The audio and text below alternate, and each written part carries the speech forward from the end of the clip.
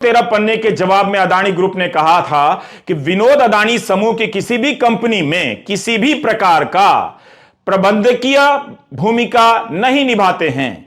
प्रबंधन में उनकी कोई भूमिका नहीं है। यह भी कहा कि अदानी ग्रुप ने खुद से जुड़ी सभी पार्टियों के लेन देन के खुलासे किए हुए हैं, मगर फोर्ब्स पत्रिका दावा करती है कि विनोद अदानी के ऑफशोर निवेश को गुप्त रखा गया, जिसे वो उजागर कर रही है। यह जानकारी हिंडनबर्ग द्वारा लगाए गए इल्जामों को और विश्वसनीयता प्रदान करती है। मैंने हमेशा यही सोचा कि एक साझेदारी होगी।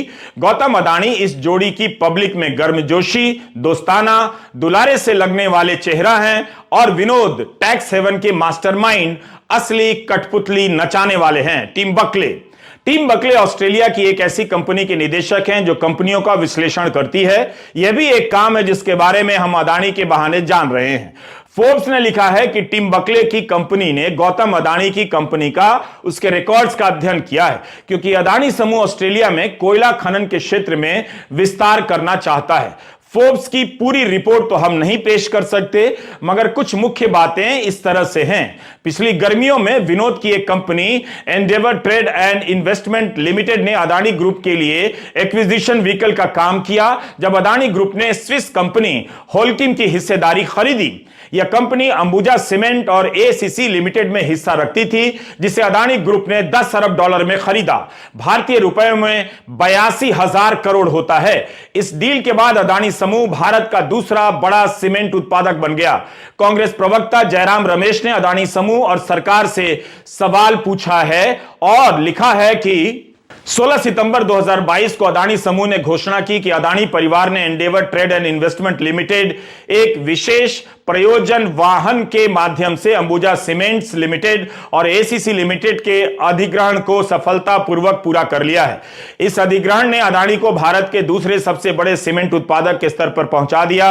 अधिग्रहणकर्ता द्वारा सेबी में दायर दस्तावेजों में स्पष्ट रूप से कहा गया है कि अधिग्रहणकर्ता का अंतिम लाभकारी स्वामित्व श्री विनोद शांतिलाल अदानी और श्रीमती रंजनबेन विनोद अदानी के पास है।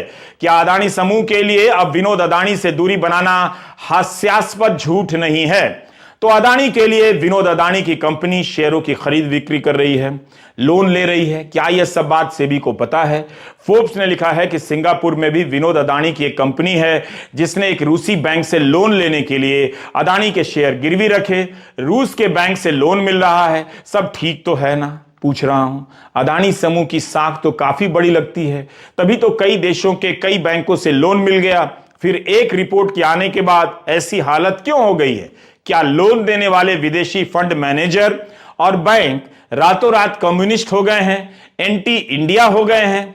यह है सिंगापुर की company pinnacle trade and investment. Forbes ने दावा किया है कि इस कंपनी को पर्दे के पीछे से विनोद अदानी कंट्रोल करते हैं। विनोद अदानी की यह कंपनी रूस के सरकारी बैंक वीटीबी से 2020 में लोन लेती है। इस बैंक पर पिछले साल अमेरिका ने प्रतिबंध लगा दिए। अब देखिए, पिनेकल वीटीबी से 263 मिलियन डॉलर उधार लेती है। इसमें से 258 मिलियन डॉलर एक ऐसी पार्टी को देती है जिसका नाम गुप्त रखा जाता है। दर्शक विशेष रूप से नोट करें कि फोर्ब्स ने पिनेकल से अपना पक्ष रखने के लिए जब ईमेल किया तो वहां से कोई जवाब नहीं आया। गजब की कहानी है ये। 258 मिलियन डॉलर का लोन किसी ऐसी कंपनी को दिया जाता है जिसका नाम नहीं बताया जाता। फिर सिंगापुर वाली कंपनी पिनेकल लोन के गारंटर के रूप में 2 इन्वेस्टमेंट फंड का हवाला देती है, एफ्रो एशिया ट्रेड और world wide emerging market holding limited. Forbes ने लिखा है कि इनमें से वर्ल्ड वाइड इमर्जिंग मार्केट के मालिक विनोद अदानी हो सकते हैं। फोर्ब्स ने भारतीय स्टॉक एक्सचेंज की फाइलों का अध्ययन कर यह सब बताया है, दावा किया है। फोर्ब्स के मुताबिक एफ्रो एशिया ट्रेड और world wide emerging market Adani group की 4 कंपनियों में 4 अरब डॉलर का स्टॉक है, यानी 33,000 करोड़ रुपए से अधिक। इन सभी कंपनियों ने इन दोनों फंड को प्रमोटर बताया है। लेकिन एफ्रो एशिया ट्रेड और वर्ल्ड वाइड इमर्जिंग मार्केट ने भारत में जो वित्तीय फाइलिंग की है उसमें चारों अदानी कंपनियों में अपने लगाए पैसे का विवरण नहीं दिया है। फोर्ब्स की रिपोर्ट के मुताबिक एफ्रो एशिया ट्रेड और वर्ल्ड वाइड इमर्जिंग मार्केट के पास और कोई प्रतिभूति सिक्योरिटीज नहीं है, यानी एक तरह से पिनेकल का लोन इन दोनों के पास अदानी कंपनी के रखे शेयर की कीमत के कारण सुरक्षित हैं, क्योंकि यही उसकी गारंटर है। पिनेकल लोन लेती है जिस पर पीछे से कंट्रोल विनोद अदानी का बताया जाता है। पिनेकल जिसे लोन देती है उस कंपनी का नाम नहीं बताया जाता। जो कंपनी लोन की गारंटर रखी जाती है उसका सारा पैसा अदानी की कंपनी में लगा दिया जाता है। यह सब फोर्ब्स ने छापा है। उम्मीद है हमसे हिंदी अनुवाद करते वक्त त्रुटि ना हुई हो, लेकिन जब यह सब छप रहा है तो इसका जवाब अब तक आ जाना चाहिए था। दुनिया के जिन देशों के बैंकों ने लोन दिए हैं उनसे भी पूछा जाए कि लोन देते समय आपने किस तरह के कागजात देखे। विनोद अदानी की कथित रूप से बनाई कंपनियों को अरबों रुपए के लोन कैसे मिलते हैं। यह कंपनी कथित रूप से अपनी ही कंपनियों से अरबों के शेयर खरीदती है। यह पता लगाने में भारत की सेबी ही नहीं, दुनिया भर की संस्थाएं फेल हुई हैं अगर ये सारी बातें सच हैं तो। इसलिए हमारा सवाल है कि गौतम अदानी और Vinod Adani global press conference कर सच्चाई बताएं, क्यों नहीं बता रहे हैं। पत्रिका ने दावा किया है कि ये 10,000 करोड़ के मालिक हैं। प्रेस की नजर से विनोद अदानी का गायब रहना भी उन्हें रहस्यमयी बनाता जा रहा है। विनोद अदानी की तस्वीरें मीडिया में बहुत कम हैं। फोर्ब्स पत्रिका ने लिखा है कि गौतम अदानी की दौलत को विनोद अदानी से अलग करना मुश्किल है। अमेरिका की एक कंपनी है जो रियल एस्टेट के डेटा का विश्लेषण करती है। इसका नाम है centre for advanced defence studies.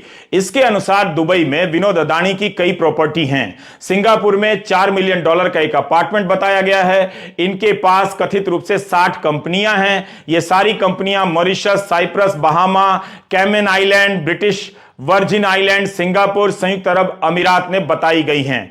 3 दशक से विनोद अदानी बाहर हैं। इकोनॉमिक टाइम्स ने लिखा है कि अमेरिका से इंजीनियरिंग में मास्टर की डिग्री की गौतम अदानी ने 2009 में फोर्ब्स को बताया था कि 1980 के दशक में विनोद अदानी ने अपनी बचत से $1,000 में एक प्लास्टिक की पैकेजिंग फैक्ट्री खरीदी, जीरो से शुरुआत की।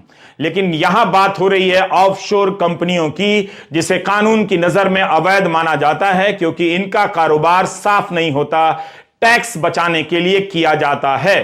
2016 में इंडियन एक्सप्रेस और दुनिया भर के अखबारों में खोजी पत्रकारों के अंतर्राष्ट्रीय समूह ने पनामा पेपर्स का पर्दाफाश किया था, जिसमें बताया था कि 1994 में विनोद अदानी ने बहामा में